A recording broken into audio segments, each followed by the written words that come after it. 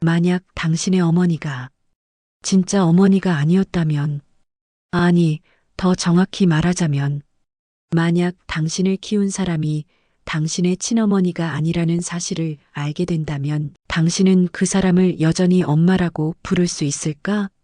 박선희, 67세, 말기암 환자, 그리고 딸에게 버림받은 어머니. 이것은 내 이야기다. 창밖으로 가을비가 내린다. 요양병원 3층, 312호실. 내가 생의 마지막을 맞이할 이 좁은 방에서 나는 지금 한 통의 유서를 쓰고 있다. 아니, 유서라고 부르기엔 너무 긴 이야기가 될 것 같다. 이건 고백에 가깝다. 30년간 숨겨온 아무에게도 말하지 못했던 진실에 대한 이야기다. 문이 열리고 최민우 사회복지사가 들어온다. 이 병원에서 유일하게 나에게 말을 거는 사람. 45살의 이 남자는 한 달 전부터 내 담당을 맡고 있다. 그는 내 컨디션을 확인하러 왔지만 오늘은 내가 먼저 부탁을 꺼낸다. 내 딸에게 이 편지를 전해달라고. 내가 죽은 후에 민우의 얼굴이 순간 굳는 것이 보인다. 그도 알고 있다. 내 딸 박지은이 20년간 단 한 번도 이곳에 오지 않았다는 것을, 아니, 전화조차 받지 않았다는 것을. 그는 한 번 더 연락을 시도해 보겠다고 말하지만 나는 고개를 젓는다. 그 아이는 오지 않을 것이다. 올 이유가 없으니까. 민우는 뭔가 말하려다 입을 다물고 대신 의자를 당겨 침대 옆에 앉는다. 그는 내가 무슨 이야기를 쓸 건지 조심스럽게 묻는다. 나는 잠시 망설인다. 이 이야기를 꺼내는 순간 모든 것이 달라질 것이다. 30년간 쌓아 올린 거짓의 성이 무너질 것이다. 하지만 이제는 말해야 한다. 죽음 앞에서도 침묵할 만큼 나는 비겁하지 않다. 내가 지은이의 진짜 엄마가 아니라면 어떻게 될까? 그렇게 물었을 때 민우의 눈이 커진다. 당연한 반응이다. 그는 입양을 했느냐고 묻지만 나는 고개를 젓는다. 더 복잡한 이야기라고 말한다. 나는 천천히 눈을 감는다. 그리고 30년 전 그날 밤으로 돌아간다. 1995년 7월 17일. 폭우가 쏟아지던 밤. 내 인생이 완전히 바뀐 그날. 민우에게 내 이야기를 들어달라고 부탁한다. 아마 긴 이야기가 될 거라고. 민우는 천천히 고개를 끄덕인다. 그의 눈빛에서 호기심과 동시에 두려움이 보인다. 그는 본능적으로 알았을 것이다. 이 이야기가 단순한 가족 갈등이 아니라는 것을. 나는 침대 옆 서랍에서 낡은 사진 한 장을 꺼낸다. 사진 속엔 두 명의 젊은 여자가 있다. 둘 다 배가 불러 있다. 임신 8개월쯤 되어 보이는 배를. 왼쪽이 나 박선희, 오른쪽이 강수진. 이 사람이 내 단짝 친구였다. 아니, 내 인생에서 유일한 친구였다. 사진 속 수진은 환하게 웃고 있다. 나도 웃고 있다. 하지만 지금 생각해보면 내 웃음에는 그림자가 드리워져 있었다. 우리는 같은 날, 같은 병원에서 아이를 낳기로 했다. 1995년 7월 20일. 수진이는 행복했다. 사랑하는 남편과 곧 태어날 딸을 기다리고 있었으니까. 그런데 나는 달랐다. 내 남편은 술만 마시면 나를 때렸고 아이가 태어나는 것조차 귀찮아했다. 나는 수진이가 부러웠다. 미칠 것만 같이. 민우는 조용히 듣고 있다. 그리고 7월 17일 밤. 폭우가 쏟아지던 그날. 내 손이 떨린다. 수진이는 진통이 시작돼서 급히 병원으로 가던 중이었다. 하지만 빗길에 차가 미끄러졌고 트럭과 정면 충돌했다. 수진이는 그 자리에서 죽었다. 하지만 아기는 살았다. 그리고 같은 날, 같은 시각. 나는 내 아기를 낳았다. 사산아로. 민우의 얼굴이 창백해진다. 그는 이제 알았을 것이다. 내가 무슨 이야기를 하려는지. 나는 그날 수진이의 아기를 내 아기라고 했다. 침묵이 흐른다. 미친 짓이었다. 하지만 그 순간 나는 이렇게 생각했다. 이 아이만큼은 불행하게 키우지 않겠다고. 수진이라면 분명 이렇게 원했을 거라고. 그렇게 나는 30년간 박지은을 키웠다. 수진이의 딸을 내 딸이라는 거짓말로. 민우는 떨리는 목소리로 묻는다. 지은이는 이 사실을 아느냐고. 모를 것이다. 아니, 모를 거라고 믿고 싶다. 하지만 내 목소리는 확신에 차 있지 않다. 왜냐하면 나도 알기 때문이다. 지은이가 나를 떠난 진짜 이유를 민우에게 묻는다. 내 이야기를 끝까지 들어주겠느냐고. 민우는 천천히 고개를 끄덕인다.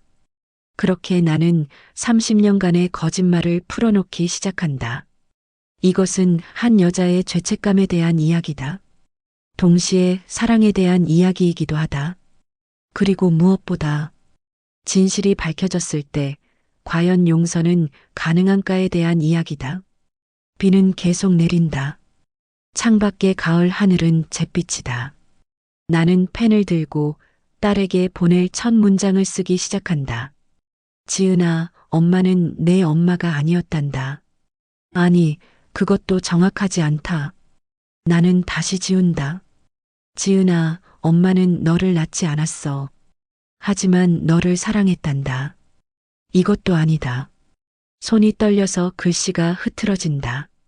눈물이 종이 위에 떨어져 번진다. 어떻게 시작해야 할까? 30년간의 거짓말을, 30년간의 사랑을 어떻게 한 장의 편지에 담을 수 있을까? 민우가 조용히 내 어깨에 손을 얹는다.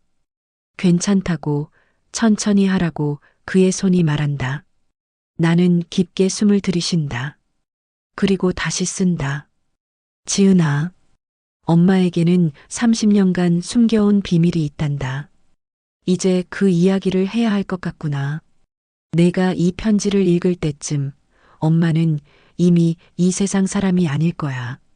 그러니 부디 끝까지 읽어주렴. 이것은 변명이 아니라 고백이니까. 1995년 봄 나는 강수진을 만났다. 산부인과 대기실에서였다.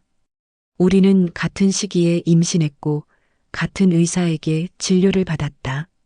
처음엔 그저 아는 사이였다. 인사를 나누고 가끔 배 이야기를 하는 정도. 하지만 수지는 달랐다. 그녀는 내 얼굴만 봐도 알았다. 내가 행복하지 않다는 것을. 어느 날 진료를 마치고 나오는데 수진이 내 팔을 잡았다. 그녀는 근처 카페로 나를 데려갔고 따뜻한 차를 주문해줬다. 아무 말도 하지 않았다. 그저 내 옆에 앉아서 함께 차를 마셨다. 그날 나는 처음으로 눈물을 흘렸다. 임신한 이후로, 아니 결혼한 이후로 처음이었다. 수지는 내 등을 토닥여주면서 말했다. 괜찮다고, 울어도 된다고. 그렇게 우리는 친구가 됐다. 아니, 수지는 내 유일한 친구가 됐다. 수진의 집은 따뜻했다. 그녀의 남편 정우는 다정했고 그들의 작은 아파트는 사랑으로 가득했다. 수지는 아기 방을 꾸미면서 행복해했다. 분홍색 벽지를 고르고 작은 침대를 조립하고 아기 옷을 빨아서 개는 그녀의 모습은 빛났다. 나는 그 모습을 보며 질투했다. 동시에 사랑했다. 내 집은 달랐다. 남편 이한수는 술에 취해 돌아왔고 내 배를 보면 짜증을 냈다. 아이가 태어나면 돈이 더 든다고 왜 낳으려고 하느냐고 소리쳤다. 어떤 날은 나를 밀쳤다. 임신한 몸으로 벽에 부딪힐 뻔한 적도 있었다. 나는 수진에게 이 이야기를 하지 못했다. 부끄러웠다. 내가 선택한 남자였고 내가 만든 인생이었으니까. 하지만 수진은 알았다. 어느 날 내 팔에 난 멍을 보고 수진이 물었다. 떨어져서 다쳤냐고. 나는 고개를 끄덕였지만 수진의 눈빛은 믿지 않는다고 말하고 있었다. 그날 밤 수진이 전화를 했다. 당분간 자기 집에서 지내라고. 정우도 괜찮다고 했다고. 나는 거절했다. 하지만 수진은 포기하지 않았다. 매일 전화했고, 매일 병원에서 나를 기다렸고, 매일 내가 괜찮은지 확인했다. 6월이 되자 우리 둘 다 배가 많이 불렀다. 수진은 딸을 가졌고, 나도 딸을 가졌다. 우리는 농담처럼 말했다. 우리 딸들이 태어나면 절친이 되겠다고. 평생 함께 할 거라고. 7월 20일이 우리의 예정일이었다. 같은 날 같은 병원에서 출산하기로 했다. 수지는 신이 나서 출산 가방을 준비했다. 나는 그저 두려웠다. 아이를 낳으면 뭐가 달라질까? 한수는 변할까? 아니면 더 심해질까? 7월 17일 그날도 비가 왔다. 아침부터 장대비가 쏟아졌다. 나는 집에 혼자 있었다. 한수는 며칠째 집에 들어오지 않았다. 어디서 술을 마시고 있겠지. 저녁 7시쯤 수진에게서 전화가 왔다. 진통이 시작됐다고. 예정일보다 사흘 빠르지만 병원으로 가야 할 것 같다고. 목소리가 떨리고 있었다. 무섭지만 동시에 설렌다고 했다. 나는 조심히 가라고 했다. 비가 많이 오니까. 수지는 웃으면서 대답했다. 정우가 운전 잘하니까 괜찮을 거라고. 병원에서 보자고. 그게 수진과 나눈 마지막 대화였다. 오후 8시 30분 전화벨이 울렸다. 경찰이었다. 강수진 씨를 아느냐고 물었다. 응급연락처에 내 번호가 있었다고. 교통사고가 났다고. 빨리 병원으로 오라고. 나는 택시를 잡아 타고 병원으로 달려갔다. 빗속을 뚫고 미친 듯이. 응급실에 도착했을 때 이미 늦었다. 수지는 죽어 있었다. 트럭과의 정면 충돌. 비가 너무 많이 와서 앞이 보이지 않았다고 했다. 트럭 운전사도 브레이크를 밟았지만 미끄러졌다고.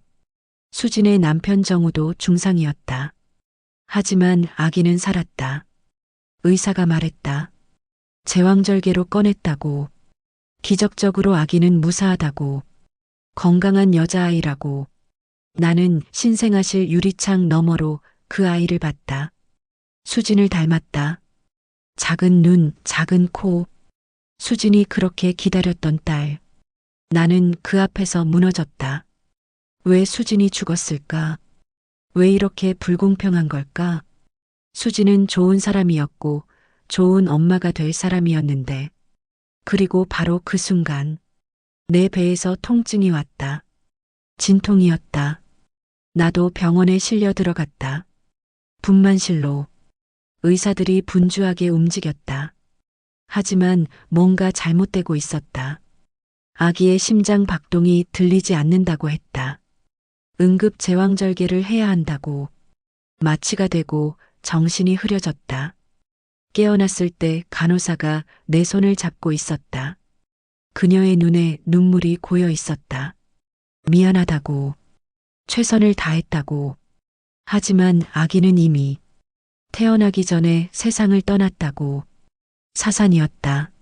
나는 아무 말도 할 수 없었다. 울지도 못했다. 그저 천장을 바라봤다.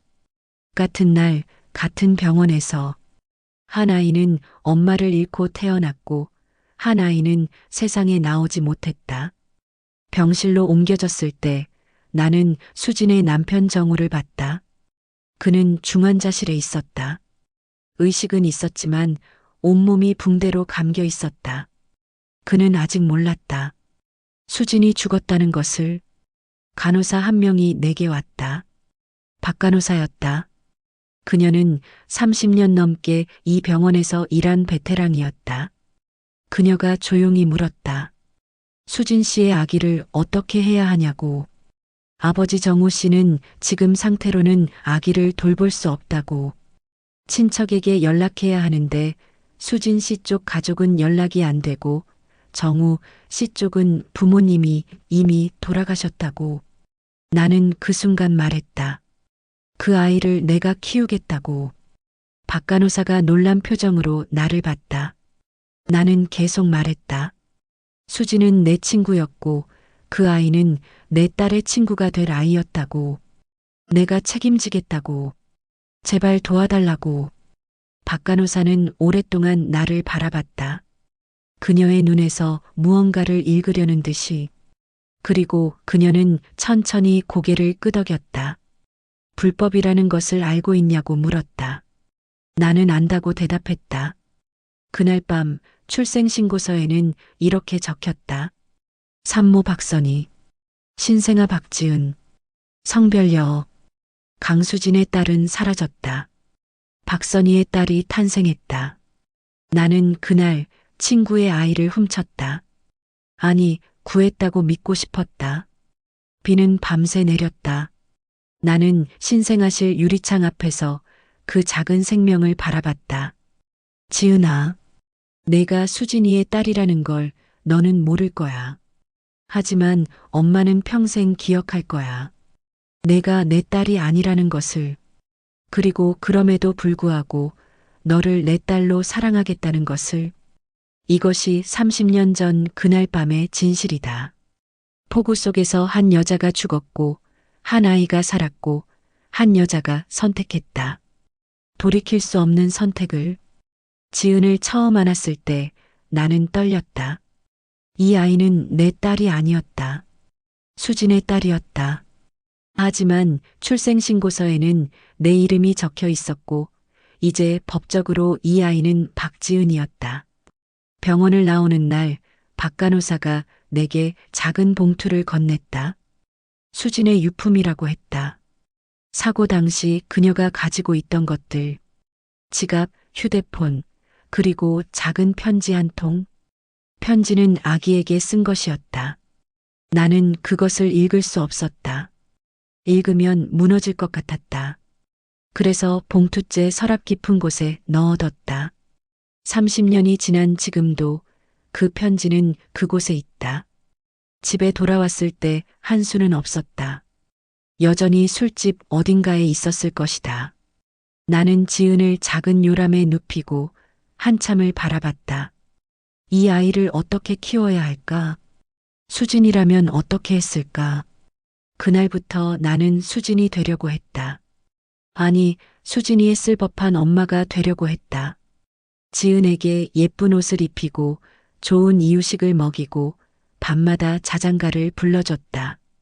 수진이 준비했던 분홍색 아기 방은 만들 수 없었지만 내가 할 수 있는 최선을 다했다. 하지만 매번 지은을 볼 때마다 나는 수진을 봤다. 생후 6개월 지은이 처음 웃었을 때 그 웃음은 수진의 웃음이었다.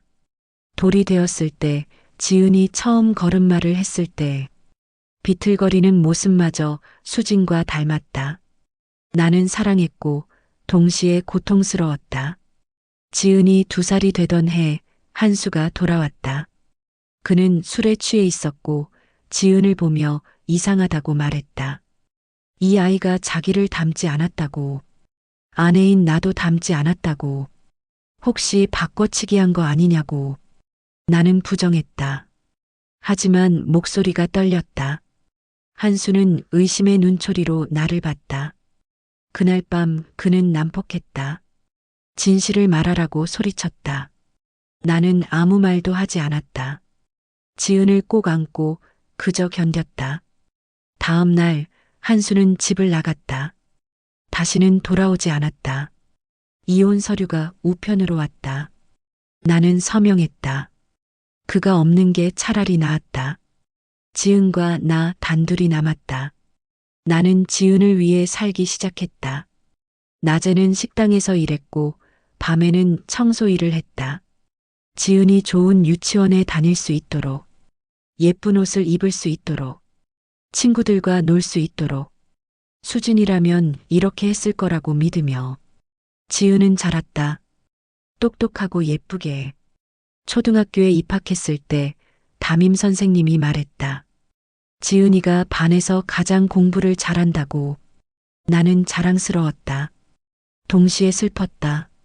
수진이 이 모습을 봤다면 얼마나 좋았을까. 하지만 지은은 행복해 보이지 않았다.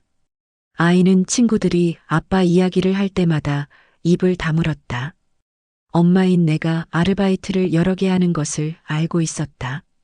학교 행사에 올 때마다 낡은 옷을 입은 내 모습을 부끄러워했다. 중학교에 올라가면서 지은은 변했다. 말수가 줄었고 내게 거리를 두기 시작했다. 친구들 앞에서 나를 소개하지 않았다. 학부모 상담에 오지 말라고 했다. 나는 이해했다. 가난은 부끄러운 것이었다.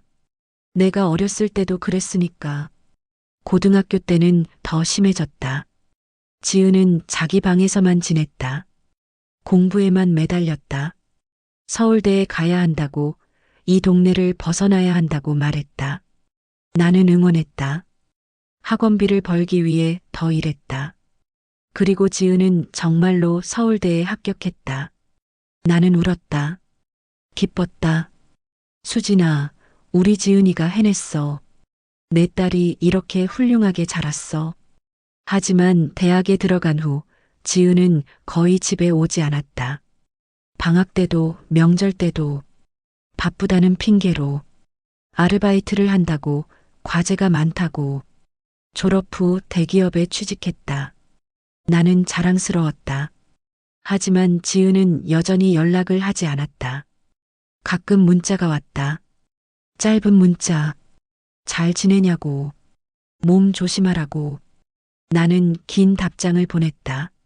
지은이가 어렸을 때 이야기, 오늘 먹은 식사 이야기, 날씨 이야기. 하지만 지은의 답장은 오지 않았다. 5년이 지나고 10년이 지났다. 지은은 승진했다. SNS를 통해 알았다. 지은의 계정을 몰래 팔로우했다.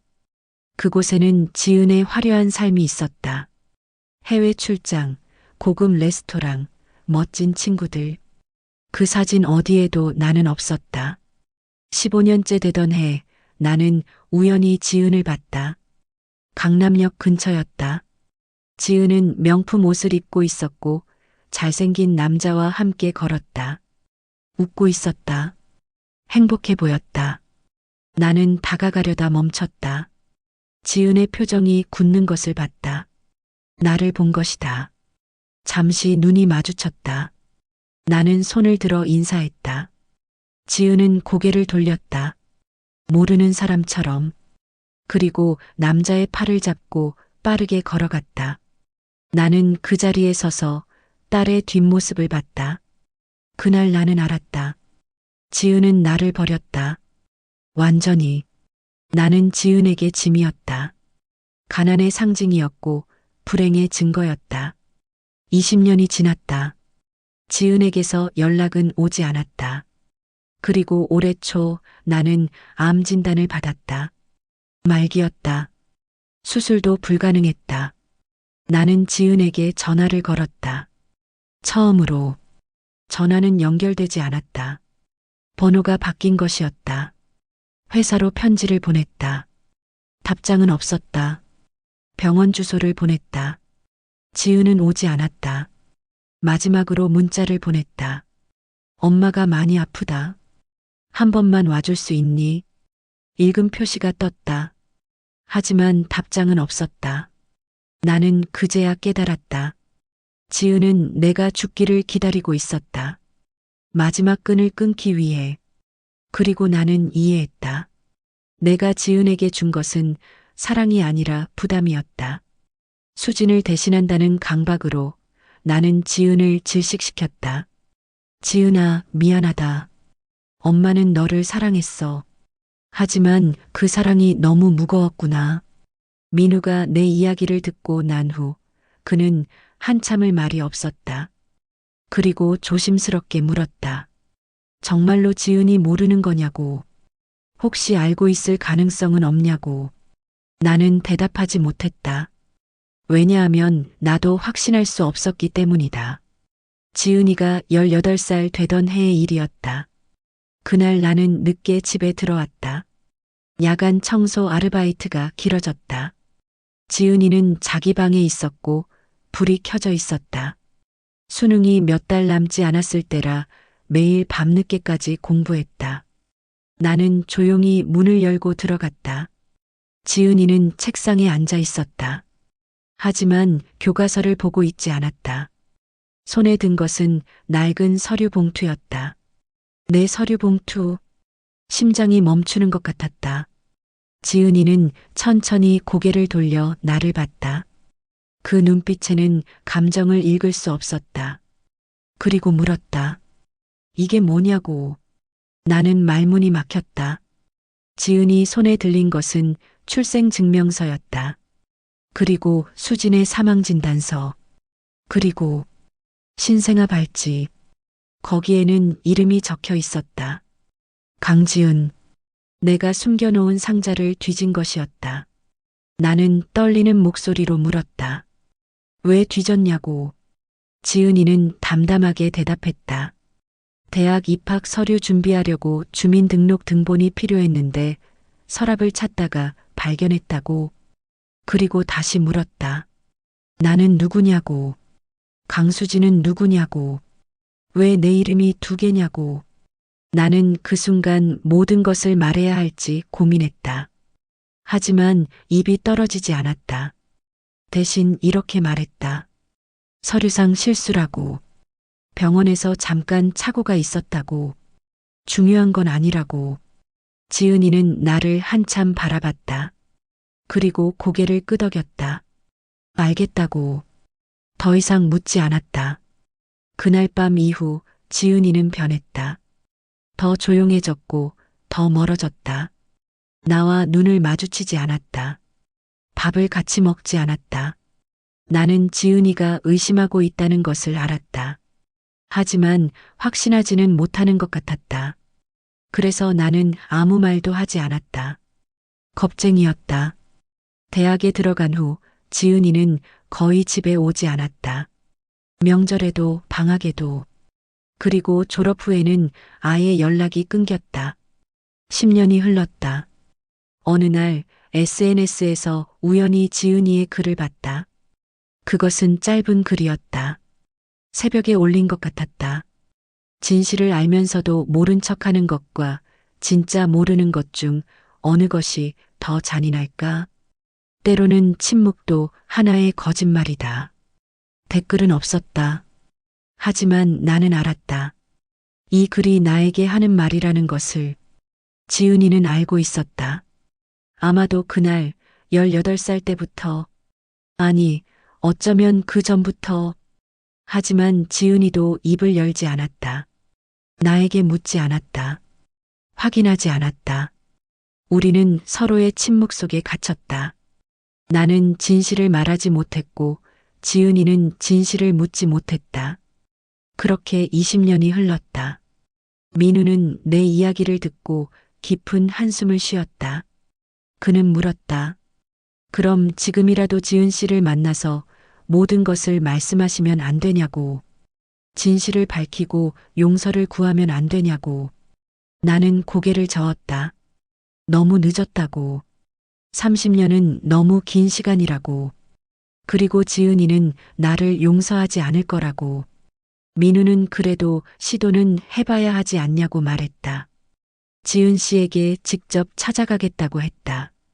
나는 말렸지만 민우는 고집을 부렸다. 일주일 후 민우가 돌아왔다. 그의 얼굴은 어두웠다.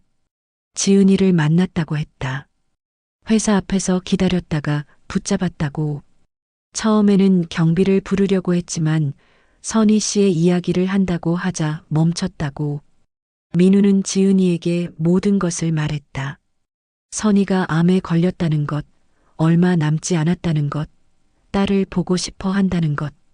지은이는 가만히 듣고 있었다고 한다. 그리고 한마디만 했다고. 이미 알고 있다고. 민우가 놀라서 물었다. 무엇을 알고 있냐고. 지은이는 대답했다. 엄마가 아프다는 것도, 얼마 안 남았다는 것도. 이미 몇 달 전에 병원에서 연락을 받았다고. 그럼 왜 오지 않냐고 민우가 물었다. 지은이는 잠시 침묵하다가 말했다. 갈 수 없다고. 그 사람을 보면 무슨 말을 해야 할지 모르겠다고. 고맙다고 해야 할지, 원망한다고 해야 할지, 사랑한다고 해야 할지, 미워한다고 해야 할지. 30년간 쌓인 감정이 너무 복잡해서 정리가 안 된다고. 민우는 그래도 마지막 일지 모른다고 후회하지 않겠냐고 물었다. 지은이는 고개를 저었다. 이미 후회하고 있다고. 매일 후회한다고. 하지만 그럼에도 갈 수 없다고. 그리고 마지막으로 이렇게 말했다고 한다. 그 사람에게 전해달라고. 미안하다고. 그리고 고맙다고. 민우는 울컥했다고 했다. 지은이의 눈에도 눈물이 고여 있었다고. 하지만 지은이는 끝내 돌아섰고 빌딩 안으로 사라졌다고. 나는 민우의 이야기를 듣고 한참을 울었다. 지은이도 고통스러웠구나. 나만 힘든 게 아니었구나. 우리는 서로를 사랑했지만 그 사랑을 표현할 방법을 몰랐다. 진실은 우리 사이에 벽을 쌓았고 침묵은 그 벽을 더 높게 만들었다. 이제는 너무 늦었다. 나는 죽을 것이고 지은이는 오지 않을 것이다. 하지만 그래도 나는 써야 한다. 이 유서를, 내가 할 수 없었던 말들을, 30년간 참았던 진실을. 지은아, 엄마는 내 친엄마가 아니었어. 하지만 너를 사랑했단다. 엄마가 할 수 있는 방식으로. 서툴고 부족하고 때로는 무겁게. 그래도 사랑했어. 그것만은 거짓이 아니었단다. 나는 유서를 다 쓰지 못했다. 10월의 어느 새벽 나는 잠들었다. 그리고 깨어나지 못했다. 민우가 아침에 병실에 들어왔을 때 나는 이미 차갑게 식어 있었다. 그의 손에는 내가 미처 끝내지 못한 편지가 들려 있었다. 장례식장은 한산했다. 조문객은 거의 없었다. 민우와 몇몇 병원 관계자들 뿐이었다. 지은이는 오지 않았다. 민우는 고민했다. 이 편지를 정말로 지은에게 전해야 할지. 하지만 선희와의 약속이었다. 그는 다시 한번 지은을 찾아갔다. 이번에는 지은이 거절하지 않았다. 장례식장 앞 카페에서 만났다. 지은은 검은색 정장을 입고 있었다. 화장을 했지만 눈이 부어 있는 것이 보였다. 어젯밤 울었던 것 같았다. 민우는 편지 봉투를 건넸다. 지은은 한참을 그것을 바라보다가 천천히 받았다. 떨리는 손으로 봉투를 열었다. 편지는 길었다. 선의의 삐뚤삐뚤한 글씨로 빼곡하게 채워져 있었다. 지은은 읽기 시작했다. 지은아, 내가 이 편지를 읽을 때쯤 엄마는 이미 세상을 떠났을 거야. 30년간 하지 못했던 이야기를 이제 해야 할 것 같구나. 엄마는 내 친엄마가 아니었어. 너의 진짜 엄마는 강수진. 엄마의 가장 친한 친구였던 사람이야. 수진이는 1995년 7월 17일 너를 낳으러 가다 교통사고로 세상을 떠났어. 그리고 같은 날 엄마는 내 아기를 사산으로 잃었지. 그날 밤 엄마는 선택했어. 너를 내 딸로 만들기로. 불법이었고 거짓말이었고 어쩌면 용서받을 수 없는 일이었어. 하지만 엄마는 그 순간 정말로 너를 지키고 싶었어. 수진이가 그토록 기다렸던 딸이었으니까. 수진이라면 너를 얼마나 사랑으로 키웠을까 생각하면서 엄마는 너를 키웠어. 하지만 엄마는 수진이가 아니었어. 가난했고 서툴렀고 너에게 좋은 것을 많이 해주지 못했지. 그럼에도 엄마는 최선을 다했어. 매일 밤 내 얼굴을 보면서 수진이에게 맹세했어. 이 아이를 행복하게 키우겠다고. 절대 불행하게 만들지 않겠다고. 하지만 엄마는 실패했구나. 너는 엄마를 부끄러워했고 엄마는 너에게 짐이 되었어. 강남역에서 너를 봤을 때 엄마는 알았어. 너는 엄마가 없는 삶을 원하고 있다는 것을. 그래서 엄마는 더 이상 너를 찾지 않았어. 사랑한다면 때로는 놓아주는 것도 사랑이니까. 지은아, 너는 아마 오래전부터 알고 있었을 거야. 내가 18살 때 서류를 발견했을 때부터 엄마는 그때 모든 것을 말했어야 했어. 하지만 겁이 났어. 진실을 말하면 너를 완전히 잃게 될까봐. 그래서 침묵했어. 그리고 그 침묵이 우리 사이를 더 멀어지게 만들었지. 미안해. 엄마가 용기가 없어서, 엄마가 비겁해서. 하지만 지은아, 한 가지만은 알아줬으면 해. 엄마가 너를 사랑했다는 것. 내가 내 핏줄이 아니어도 엄마는 너를 진짜 딸처럼 사랑했어. 아니, 어쩌면 더 사랑했을지도 몰라. 너는 엄마가 지켜야 할 마지막 약속이었으니까. 편지는 여기서 끝났다. 마지막 페이지에는 덧붙여진 문장이 있었다. 지은아, 서랍 깊은 곳에 봉투가 하나 있어. 그 안에 내 진짜 엄마 수진이가 너에게 쓴 편지가 있단다. 엄마는 30년간 그것을 읽지 못했어. 이제는 내가 읽을 차례야. 내 엄마가 너를 얼마나 사랑했는지 알게 될 거야. 그리고 부디 2명의 엄마에게 사랑받았던 아이였다는 것을 기억해줘. 지은의 손이 떨렸다. 눈물이 편지 위로 떨어졌다. 민우는 조용히 작은 봉투를 하나 더 꺼냈다. 선희의 유품에서 찾은 것이었다. 오래된 편지 봉투. 30년 전의 것. 지은은 떨리는 손으로 그것을 받았다. 봉투에는 이렇게 적혀 있었다. 내 딸에게. 수진의 글씨였다. 지은은 천천히 봉투를 열었다. 우리 딸에게. 내가 이 편지를 읽을 나이가 되었을 때 엄마는 아마 내 곁에 없을지도 몰라. 하지만 엄마는 내가 태어나기 전부터 너를 사랑했어. 너를 처음 뱃속에서 느꼈을 때 엄마는 울었어. 이 세상에서 가장 소중한 존재가 생겼다는 것이. 엄마는 내게 좋은 엄마가 되고 싶어. 너를 따뜻하게 안아주고 예쁜 이야기를 들려주고 내가 웃을 때마다 함께 웃어주고 싶어. 하지만 만약 엄마가 그렇게 하지 못하게 된다면 선희 언니가 있어. 언니는 엄마의 가장 친한 친구야. 엄마보다 더 따뜻하고 더 강하고 더 용기 있는 사람이야. 만약 엄마에게 무슨 일이 생기면 선희 언니가 너를 지켜줄 거야. 그러니 부디 선희 언니를 엄마처럼 생각해줘. 그 사람은 너를 진짜 딸처럼 사랑할 테니까. 우리 딸, 엄마는 내가 행복했으면 좋겠어. 웃으면서 살았으면 좋겠어. 그리고 기억해줘. 너는 사랑받기 위해 태어난 아이라는 것을 영원히 사랑해. 엄마가. 편지는 사고 나기 일주일 전에 쓰인 것이었다. 수지는 알고 있었다. 만약 자신에게 무슨 일이 생기면 선희가 아이를 지켜줄 거라는 것을. 선희의 선택은 거짓말이 아니었다. 친구와의 약속을 지킨 것이었다.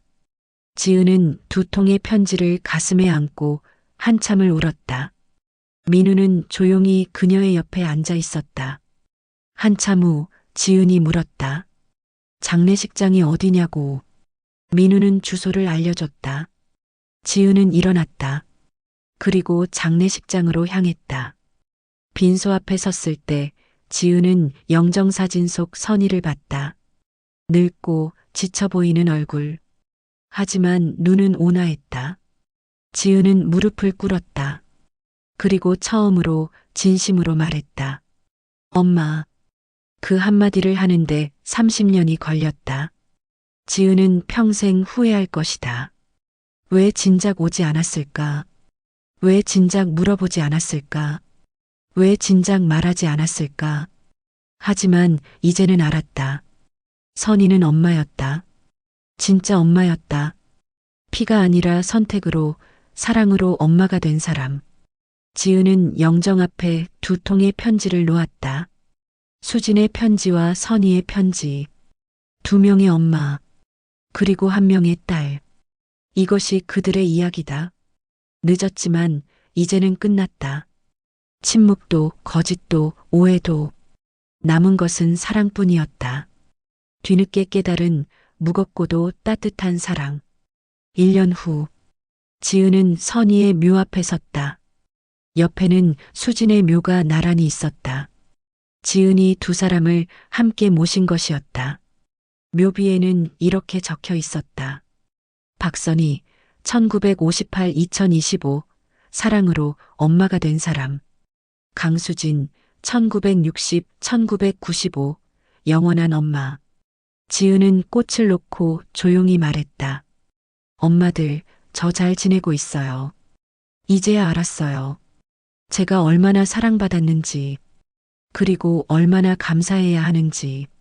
늦었지만, 사랑해요. 두 분 모두 바람이 불었다.